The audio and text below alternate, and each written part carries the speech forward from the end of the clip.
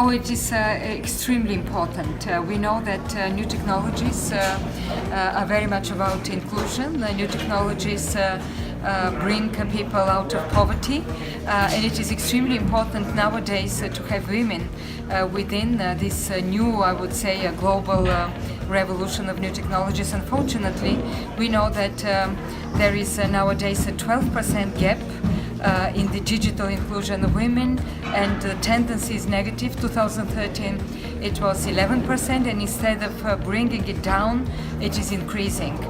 We know that unfortunately there are 200 million women without access to mobile phones, and this is once again increasing the poverty. It's increasing this gap between women and men in their access to financial, I would say, inclusion. It is increasing overall their gap into access to all the other services that are provided, and we need absolutely to bridge this digital divide.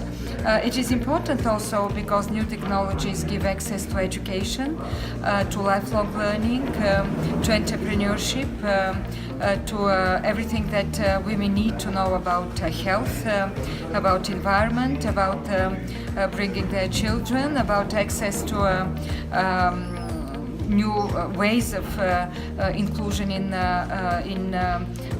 business, in the economy. So I believe it is one of the most critical challenges that we have nowadays in order to have gender empowerment and the inclusion of women into their communities and their society.